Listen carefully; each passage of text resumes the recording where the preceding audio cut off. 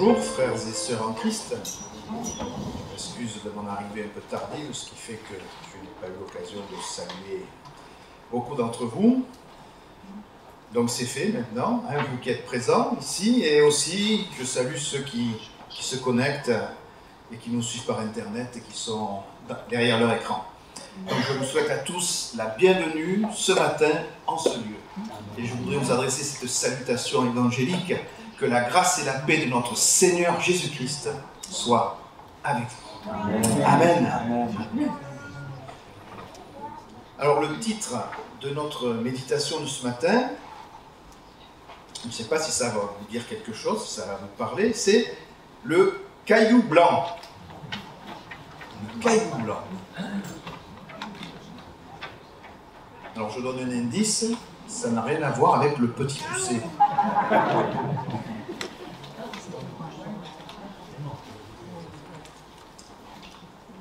Le caillou blanc, c'est tiré du livre de l'Apocalypse, d'une des lettres de Jésus aux 7 églises d'Asie. Et oui, vous avez bien entendu, Jésus a envoyé des lettres. Ça peut surprendre, mais c'est comme ça. C'est écrit dans de Jésus. Donc les lettres sont de Jésus. Jean n'étant que le rédacteur. Alors on va lire Apocalypse 1, versets 9 à 16.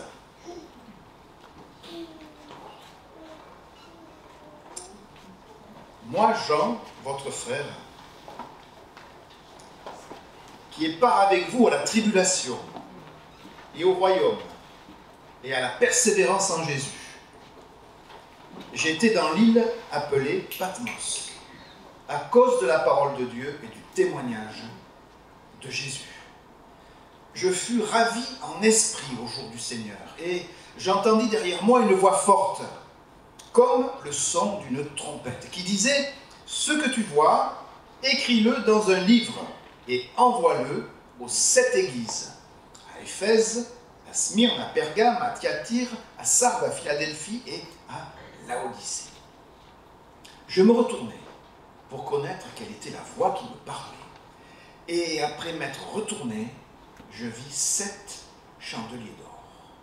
Et au milieu des 7 chandeliers, quelqu'un qui ressemblait à un fils d'homme, vêtu d'une longue robe et ayant une ceinture d'or sur la poitrine.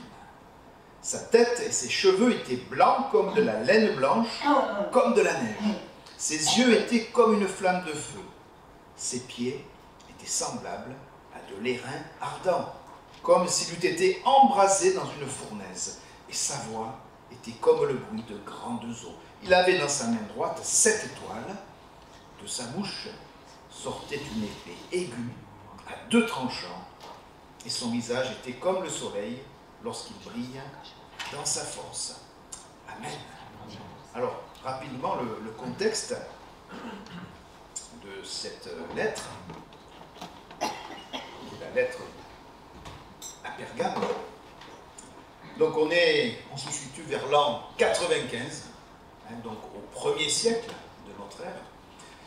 Et les églises d'Asie, eh bien, elles subissaient la persécution ordonnée par l'empereur romain Domitien. Quant à l'apôtre Jean, donc le rédacteur des lettres, eh bien lui, il avait été condamné à l'exil sur l'île de Patmos, située entre l'Asie mineure et la Grèce, à cause de son attachement au vrai Dieu, à cause de sa proclamation, de son témoignage pour Jésus. Alors peut-être que certains vont dire, oui, bon, en exil sur l'île de Patmos, en mer Égée, au large de la Grèce, de la Turquie, il fallait savoir que c'était quand même un lieu où il y avait le travail forcé dans les mines. Alors ce n'est pas dit dans la parole, ce qu'il est advenu à Jean, ce qu'on lui a demandé de faire, mais en tout cas, ce n'était pas forcément un lieu de plaisir et de réjouissance, l'île de Patmos.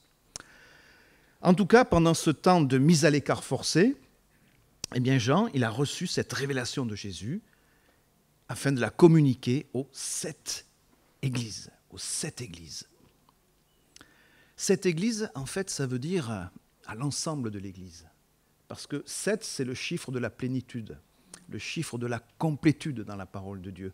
Donc cette Église, ça représente l'ensemble des Églises, ça représente l'Église universelle. Apocalypse 1, verset 11 nous dit, donc on reprend ce que nous venons de lire, un verset, « Ce que tu vois, écris-le dans un livre et envoie-le aux 7 églises. » À Éphèse, à Smyrne, à Pergame, à Thyatire, à Sardes, à Philadelphie et à Laodicée. Alors, quand on regarde ces lettres, quand on les lit, on voit que chaque lettre était d'abord destinée en particulier à une église locale du 1er siècle, une église historique, une église qui a existé à ce moment-là, qui avait des problèmes spécifiques. Donc il y avait dans ces lettres les bons points et les insuffisances. Mais ces lettres, elles parlent aussi à toutes les générations de chrétiens. Parce que les situations qui ont été évoquées dans ces 7 lettres, aux 7 églises historiques, on les a retrouvées au cours des 21 siècles maintenant de l'histoire de l'Église. Alors on peut considérer que ces 7 assemblées sont la représentation de l'Église dans son intégralité et dans sa diversité. Et qu'il y a donc toujours un message pour les églises d'aujourd'hui. Ce qui a été dit à Éphèse, à Smyrne, à Pergame, à Thyatire, etc., ça nous concerne aussi dans notre vie d'Église aujourd'hui. Et ça nous concerne aussi en tant que chrétiens individuellement. Ce n'est pas simplement l'Église en tant qu'organe qui est concernée, avec son pasteur, ses anciens, ses responsables, etc., mais on a aussi une responsabilité individuelle par rapport à la parole de Dieu, par rapport à la mise en pratique de la parole de Dieu dans notre vie. L'obéissance. L'obéissance. Alors ces églises locales, on vient de le dire, elles illustraient des situations particulières. Alors le temps manquerait évidemment ce matin d'étudier chacune des 7 lettres. On a déjà eu l'occasion de s'intéresser à la lettre à l'église d'Éphèse il y a quelque temps. Cette église qui était l'église de la perte du premier amour. Aujourd'hui, ce matin, on va se contenter d'examiner la 3e lettre, celle qui est destinée à l'église de Pergame. On lit ce courrier.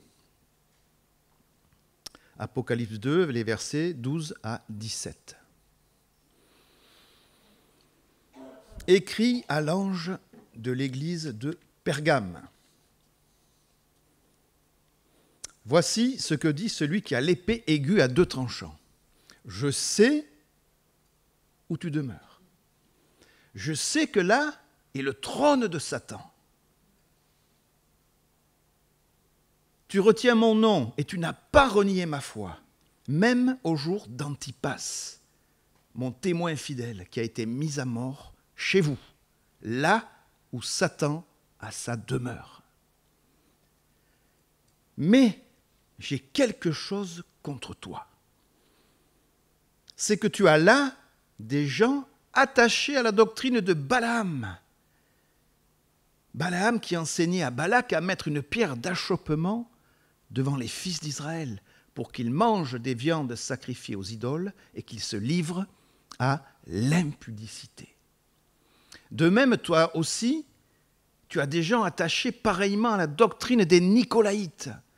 Repens-toi donc, sinon je viendrai à toi bientôt et je les combattrai avec l'épée de ma bouche. Que celui qui a des oreilles entende ce que l'Esprit dit aux églises. À celui qui vaincra, je donnerai de la manne cachée et je lui donnerai un caillou blanc. Et sur ce caillou est écrit un nom nouveau que personne ne connaît, si ce n'est celui qui le reçoit. Amen. La ville de Pergame, c'était une ville prospère de l'Antiquité, une ville grosso modo équivalente à Aix-en-Provence au niveau de la population, environ 150 000 habitants, 200 000 habitants, quelque chose comme ça. Et c'était dans la province romaine d'Asie, un centre important donc, au niveau politique, parce que cette ville abritait le QG du tout-puissant gouverneur, le proconsul de Rome.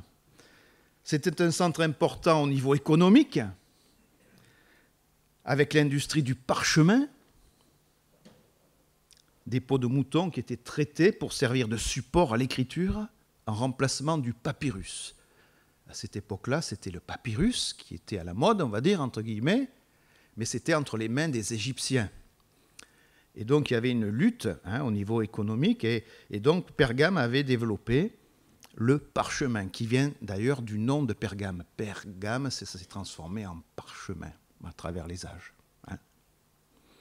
Et c'était aussi un centre important culturel. On avait une bibliothèque, est-il dit, de 200 000 volumes. Ce qui me semble-t-il à l'époque quelque chose d'impressionnant. 200 000 volumes à la bibliothèque de Pergame. Et puis la vie religieuse païenne, elle était aussi très florissante à Pergame. C'était vraiment un centre de paganisme important. Il y avait de nombreux temples, avec les principales divinités qui étaient Zeus, dont le nom complet est Zeus Soter, ce qui veut dire en grec le Dieu sauveur. On fait la relation. Il disait être le Père des dieux et le Seigneur du ciel. Et en son honneur, eh bien, il y avait un temple gigantesque, et uniquement l'autel du temple était quelque chose de monumental. Le socle avait 37 mètres sur 24 au sol et une hauteur de 12 mètres. Quelque chose d'impressionnant. Il y avait le temple d'Athéna, déesse de la guerre, de la sagesse, des artistes, des artisans. Il y avait le temple de Dionysos, Bacchus en latin. Dieu de la fête et du vin, est-il dit dans les documents, on peut dire aussi Dieu de la débauche. Et il y avait aussi le temple d'Asclépios, Esculape en latin. Et lui aussi, c'était Asclépios Soter, c'est-à-dire Asclépios sauveur. C'était le dieu de la médecine qui avait le serpent pour symbole. Symbole qui reste encore aujourd'hui dans les professions médicales et paramédicales. Le serpent enroulé autour d'un bâton. Ça vient de là. Et dans le temple d'Asclépios, eh bien, il y avait une source curative et on venait de tout l'Empire romain pour y chercher la guérison. Soit par des bains, des prières, ça fait penser à Lourdes, ou en touchant des serpents. Il y avait des serpents qui étaient lâchés dans le temple, et si on touchait le serpent, ou si le serpent nous touchait, eh bien, on considérait que c'était un attouchement du dieu Esculape, et que donc on était guéri. Et puis, cerise sur le gâteau, si on peut dire, dans cette ville de Pergame, pour des raisons politiques, pour s'assurer l'allégeance des différents peuples, de la mosaïque de peuples qui constituait l'Empire romain, eh bien, pour ces raisons politiques, on a mis en place le culte impérial, le culte de l'empereur. Et c'est à Pergame qu'on a construit le premier temple de tout l'Empire hors Rome, en l'honneur d'un empereur vivant. Cet empereur s'appelait Auguste, et on devait donc l'honorer en tant que Dieu, ainsi que tous les autres empereurs qui vont suivre. Et donc, Pergame, du coup, eh bien, est devenu un lieu de glorification du culte de l'empereur. Il fallait confesser César Kyrios, ce qui veut dire César Seigneur. Et ça, pour un chrétien, c'était pas possible. L'idolâtrie était reine à Pergame. Et c'est pour toutes ces raisons que, à un moment donné, le Seigneur qualifie Pergame de trône de Satan. Il y avait là une ambiance spirituelle tellement pesante, tellement lourde, que c'était le trône de Satan. Et voilà que dans ce paganisme ambiant, dans ce poste de commandement spirituel de Satan, on pourrait dire, dans cette atmosphère probablement fort hostile, une atmosphère tout à fait défavorable au témoignage chrétien, eh bien, Dieu a suscité une église. Alors ça ne devait pas être simple d'être un enfant de Dieu en étant cerné par toutes ces idoles, toutes ces pratiques idolâtriques, et les autorités qui demandaient particulièrement l'adoration de la statue de l'empereur. Une fois par an, il fallait s'acquitter de brûler de l'encens au pied de la statue, et on recevait un certificat qui stipulait qu'on avait bien fait notre devoir. Les chrétiens, adorateurs du seul vrai Dieu, vivant et vrai, eh bien, ne pouvaient pas se soumettre à cette exigence. Et par leur refus, enfin, les vrais chrétiens, parce que là, les chrétiens, on va dire, du dimanche, les chrétiens d'opérette, les chrétiens pour l'image, là, ils n'y étaient plus. Hein. Mais les vrais chrétiens, les vrais convertis, eh bien, ils savaient qu'ils s'exposaient à la persécution en refusant d'accomplir cela. Il fallait donc se déclarer pour Jésus, et ça, c'était parfois au prix de sa vie. Alors, qu'est-il advenu de cette église de Pergame, dans ce lieu pesant, dans ce lieu sinistre ? Alors, on va lire une partie du message que Christ lui a fait parvenir, donc c'est le verset 13 d'Apocalypse 2. Jésus dit « Je sais où tu demeures, je sais que là est le trône de Satan, tu retiens mon nom. Et même au jour d'Antipas, mon témoin fidèle qui a été mis à mort chez vous, là où Satan a sa demeure. Tu n'as pas renié ma foi. » Et on voit que malgré la violence de la persécution, malgré l'assassinat donc du frère Antipas, dont le nom en grec veut dire contre tous, Antipas, c'est très symbolique de la situation, hein, eh bien, il est qualifié de témoin fidèle par le Seigneur dans cette lettre. Et on peut également traduire le mot témoin fidèle par martyr fidèle. C'est le même mot qu'on peut traduire soit témoin, soit martyr. C'est-à-dire que il est témoin fidèle, il est martyr fidèle parce qu'il a témoigné jusqu'au point de mourir, comme Jésus lui-même. Apocalypse 1, verset 5, on voit que Jésus-Christ est aussi appelé le témoin fidèle. Et de la part de Jésus-Christ, le témoin fidèle, le premier-né des morts et le prince des rois de la terre, à celui qui nous aime, qui nous a délivrés de nos péchés par son sang. Christ est le témoin fidèle, comme Antipas a été le témoin fidèle. Il n'a pas renoncé, il n'a pas mis sa bannière dans sa poche. Alors parfois, on hésite à témoigner de notre foi, parce qu'on estime que dans notre vie, les résultats ne sont pas vraiment évidents, on a un peu honte, mais il faut bien se dire que témoigner de Jésus, c'est dire ce qu'il a fait pour nous, et pas ce qu'on fait pour lui. Hein? Dire ce qu'il a fait pour nous, pas ce que nous on fait pour lui. C'est pas ça que les gens attendent. Hein? Il a prouvé la grandeur de son amour envers nous en nous délivrant de nos péchés en mourant sur la croix. Amen. Alors Jésus, il nous montre qu'il connaît le contexte difficile, très difficile de cette Église. Et il commence par lui faire des éloges. Des éloges, des compliments, parce qu'elle n'a rien renié. Ça ne devait pas être facile. Les chrétiens sont félicités pour leur persévérance dans l'épreuve. Ils les complimentent. Tu retiens mon nom, tu n'as pas renié ma foi.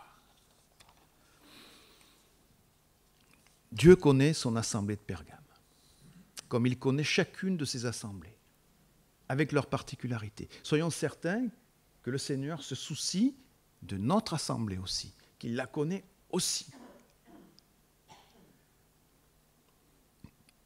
Mais voilà que l'église de Pergame va compromettre son témoignage. Et elle va devenir l'église du mélange, l'église du compromis. Et significativement, le nom Pergame signifie Mariage. Pour le mariage, Pergame, pour le mariage. Marié dans le sens de mélanger, d'associer. On dit par exemple, telle ou telle couleur se marie bien, ou telle autre ne se marie pas du tout. Pergame signifie pour le mariage. Et à Pergame, il va y avoir effectivement le mariage, le mélange entre l'idolâtrie et la sainteté. Et Dieu n'aime pas le mélange. Dieu n'est pas un Dieu de mélange. Deutéronome 6, versets 14 et 15 nous dit « Vous n'irez point après d'autres dieux, d'entre les dieux des peuples qui sont autour de vous, car l'Éternel ton Dieu est un Dieu jaloux au milieu de toi. La colère de l'Éternel ton Dieu s'enflammerait contre toi, et il t'exterminerait de dessus la terre. » C'est sévère.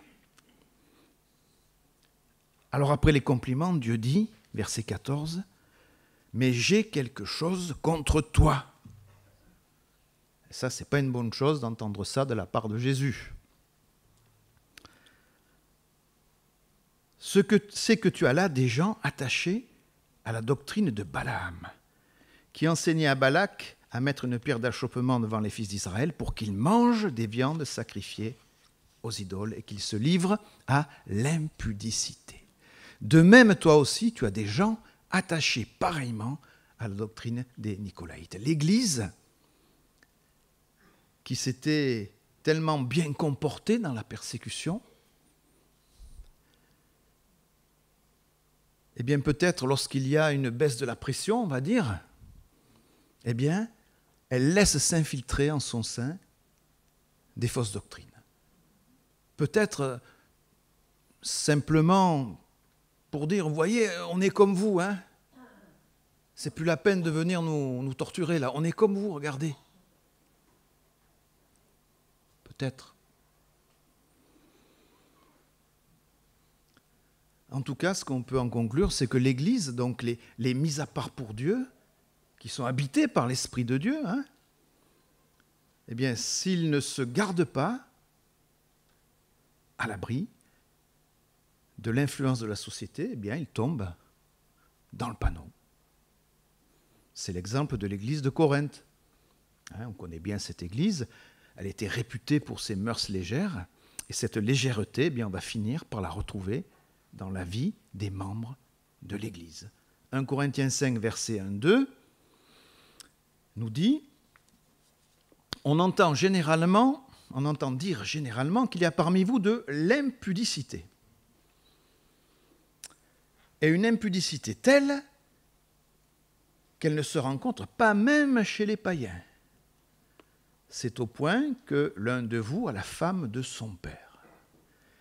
Et vous êtes enflés d'orgueil, et vous n'avez pas été plutôt dans l'affliction, afin que celui qui a commis cet acte fût ôté du milieu de vous. Très souvent, lorsqu'il se passe des situations sur ce plan-là, de l'immoralité sexuelle, eh bien, on peut constater parfois un certain laxisme dans la réaction. Et vous n'avez pas, c'est ce qui est dit là, hein, vous n'avez pas été plutôt dans l'affliction, afin que celui qui a commis cet acte fût ôté du milieu de vous. Pourtant, le Seigneur demande qu'il y ait une discipline qui soit appliquée dans l'Église. Et c'est faute de discipline que l'Église est envahie par ce qui est dehors, par les fausses doctrines. Et il semble que le mot discipline, de nos jours, eh bien, est difficile à assumer. Hein, c'est difficile à assumer. Galates 5, versets 7-9 nous dit « Vous couriez bien, qui vous a arrêté pour vous empêcher d'obéir à la vérité ? Cette influence ne vient pas de celui qui vous appelle. Un peu de levain fait lever toute la pâte. » Les fausses doctrines, comme le levain de la pâte, eh bien, contaminent les croyants. Et une petite quantité de mensonges eh bien, peut corrompre la pensée de beaucoup de personnes.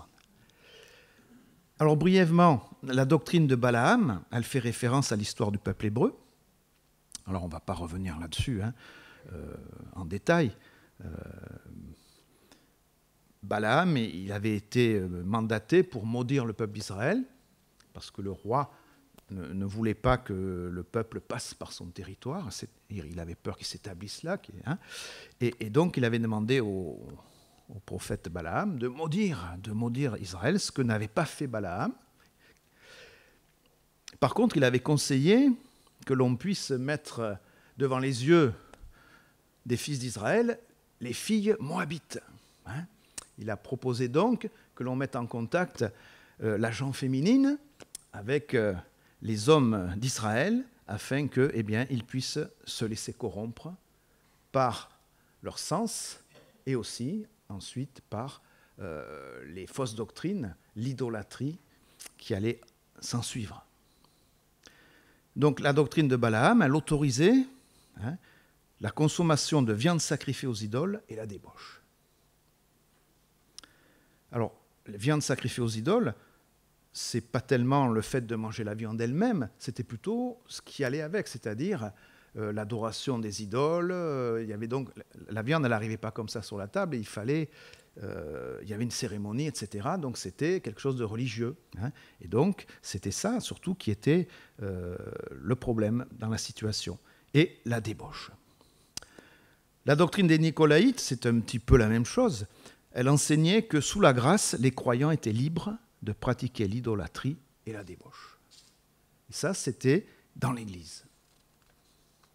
Donc on voit qu'il y avait une cohabitation entre la vraie foi et ces fausses doctrines.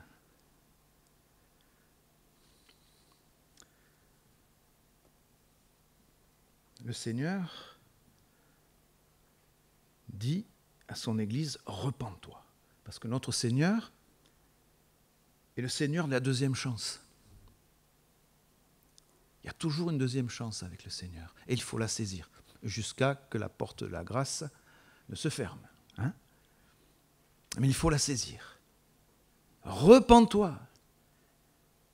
Et il y a même, je trouve qu'il y a quand même un ton menaçant. Repens-toi, sinon, le Seigneur s'occupera lui-même de régler le problème. C'est ce qu'il dit. Si vous ne faites pas ce qu'il faut, vous-même, vous les responsables, vous les croyants, eh bien, c'est le Seigneur qui va s'occuper lui-même du problème. Alors, je ne sais pas ce que ça recouvre en fait, cette chose-là, mais en tout cas, le Seigneur nous est présenté avec l'épée aiguë, à deux tranchants, à double tranchant, et il est dit, je viendrai à toi bientôt, et je les combattrai avec l'épée de ma bouche. Donc, c'est avec l'épée de sa parole qu'il va combattre le problème. Sa parole qui sépare le bien du mal, qui sépare le vrai du faux. Hébreux 4, verset 12-13 nous dit « Car la parole de Dieu est vivante et efficace, plus tranchante qu'une épée quelconque à deux tranchants, pénétrante jusqu'à partager âme et esprit, jointure et moelle. Elle juge les sentiments et les pensées du cœur. Nulle créature n'est cachée devant lui, mais tout est à nu et à découvert aux yeux de celui à qui nous devons rendre compte. » Cette épée à double tranchant, c'est donc une image, mais c'était une image de la vie quotidienne, c'était l'épée du soldat romain. Il avait cette épée à double tranchant. Que celui qui a des oreilles entende ce que l'Esprit dit aux églises. Le Seigneur attend une réaction. Dans cette situation, il attend une réaction, il attend, entre guillemets, qu'on puisse faire le ménage. C'est-à-dire mettre dehors de l'Église ces fausses doctrines. Ne pas les laisser se développer dans l'Église. Alors on peut dire, oui, bon, c'est de l'histoire, tout ça, c'était il y a 21 siècles, maintenant, on ne fait plus ça dans l'Église, mais est-ce que vous ne croyez pas que vous n'avez jamais entendu qu'il peut y avoir des personnes en couple, en concubinage, qui fréquentent parfois les lieux? Est-ce que vous ne croyez pas qu'il y a eu des problèmes de pornographie? Est-ce que vous ne croyez pas qu'il y a des choses comme ça qui se produisent dans l'Église? Mais c'est ça la doctrine des Nicolaïtes. Je peux faire ce que je veux. C'est ce qu'enseignait la doctrine des Nicolaïtes. Je peux me livrer à la débauche. Tout ça parce que le corps était considéré comme méprisable, c'était uniquement l'esprit qui avait de l'importance. Donc tout ce qu'on faisait avec le corps n'avait pas d'importance. C'est ça qui justifie cette chose-là. Hein. Oui, on est concerné de nos jours par cela. Individuellement, au niveau de l'Église, bien sûr. Mais parfois, les choses ne sont pas sues, ou pas sues tout de suite, ou pas sues rapidement. Mais individuellement, chacun sait, entend. On vient à l'Église pour être confronté à la parole de Dieu. On ne vient pas à l'Église pour se promener, pour passer un bon moment, même si c'est bien de passer un bon moment à l'Église. L'objectif, c'est d'être confronté à la parole de Dieu. L'objectif, c'est que ceux qui en sont chargés expliquent la parole de Dieu. Pour ne pas laisser le manque de connaissances. Hein. Le peuple périt par manque de connaissances, nous dit la parole de Dieu. Il faut connaître la parole de Dieu pour pouvoir réagir. Sinon, on laisse faire les choses et puis au bout d'un moment, c'est trop tard. Il n'y a plus de solution. Que celui qui a des oreilles entende ce que l'Esprit dit aux églises. Et à celui qui va vaincre, qui va réussir à mettre en pratique ses conseils, plus qu'un conseil, ses commandements, eh bien, il va y avoir des récompenses. Il est dit, à celui qui vaincra, je donnerai la manne cachée. Alors ça, je dois vous avouer que j'ai un peu de mal à saisir ce que ça veut dire. Je donnerai au vainqueur la manne cachée. J'ai beaucoup cherché, je n'ai pas trouvé quelque chose qui m'ait satisfait réellement. Il y avait une manne cachée dans l'arche, dans laquelle on avait mis des éléments de la manne afin de les conserver, que ça puisse servir de témoignage aux générations suivantes. Est-ce que c'est un lien avec ça? Oui, peut-être. En tout cas, il me semble que cette manne cachée, cette récompense, c'est quelque chose de spécial entre Jésus et celui qui a vaincu, à celui qui a réussi à mettre sa parole en œuvre. La manne cachée, c'est une récompense que je n'arrive pas à définir présentement, mais quelque chose de spécial entre Jésus et celui qui a vaincu. Et puis, il est dit aussi, je donnerai aussi un caillou blanc. Alors là, le caillou blanc, ça fait référence à des choses qui existaient à l'époque. Hein. Le caillou blanc, c'était dans les tribunaux, c'était signe d'acquittement. Si on passait au tribunal, on était déclaré innocent, on ressortait, on nous donnait un caillou blanc. C'était la preuve de l'innocence. Si c'était un caillou noir, c'était le contraire. C'était aussi le caillou blanc, un moyen d'invitation à un festin, à une noce. Sur ce caillou blanc, il y avait écrit le nom de la personne qu'on invitait. Et on lui donnait le caillou blanc avec son nom dessus. Il savait qu'il pouvait venir au festin des noces. Vous voyez à ce à quoi je veux faire allusion. Hein? Donc ce qu'on peut espérer ce matin, tous ensemble, c'est de recevoir ce caillou blanc.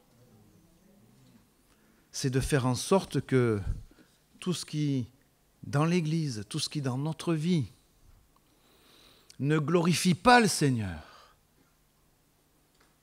Parce que je vous rappelle que l'objectif de l'Église, c'est de glorifier le Seigneur. Hein, je ne viens pas à l'Église pour autre chose, je ne viens pas pour faire un show, je ne viens pas pour me mettre en avant, je ne viens pas pour me faire plaisir, même si je peux me faire plaisir en faisant ce que je fais dans l'Église. Hein? Mais je viens dans l'Église pour glorifier le Seigneur. Et étudier sa parole, c'est glorifier le Seigneur. Et la mettre en pratique, c'est glorifier le Seigneur. Et si j'arrive à tout cela, si je suis vainqueur, alors je vais recevoir mon caillou blanc. Ce caillou blanc, sur lequel il y aura un nom. Alors là, il est dit que ce nom, il n'est connu que de celui qui le reçoit. Alors c'est un petit peu mystérieux aussi, mais on voit dans la parole, par exemple, avec Abraham et Saraï, ils avaient un nom à un moment donné, on va dire leur nom charnel, Abraham, Saraï, et puis à un moment donné de leur marche avec Dieu, ils ont franchi un pas et le Seigneur les a renommés. Abraham est devenu Abraham et Saraï est devenue Sarah. On voit donc qu'il y a un changement de nom. Donc, ce caillou blanc avec ce nom écrit dessus, mais que ne connaîtra que celui auquel il est destiné, eh bien, on peut imaginer que lorsque nous serons dans l'éternité avec le Seigneur, lorsqu'il nous recevra, eh bien, nous aurons aussi un nouveau nom, parce que l'ancienne personne que nous sommes, elle sera elle aussi glorifiée dans son corps. Et on peut penser qu'il y aura cette chose-là, ce nouveau nom. Alors ce matin, qu'est-ce qu'il faut se dire? Est-ce que ma vie, elle reflète le témoignage de Jésus? Waouh, quelle question! Lui qui est le témoin fidèle. Est-ce qu'on le voit dans ma vie, le témoin fidèle? Est-ce que je suis toujours dans le coup, moi? Parce que souvent, on est dans l'illusion. On s'en fait des paravents, des protections. Mais est-ce que je suis vraiment dans la course, moi? Est-ce que ma vie, elle reflète vraiment la fidélité au Seigneur? Est-ce que la fidélité, c'est vraiment au Seigneur, à sa parole, à la mise en pratique? Est-ce que c'est vraiment à ce que j'aspire? C'est ça la question qu'il faut se poser ce matin. Si nous voulons recevoir de la manne cachée et le caillou blanc avec un nom qui ne sera connu que de celui qui le recevra. Et ce caillou blanc, donc, ce sera pour nous le billet d'entrée au festin de l'agneau qui durera éternellement et auquel on espère tous être conviés. Amen. Merci de votre attention.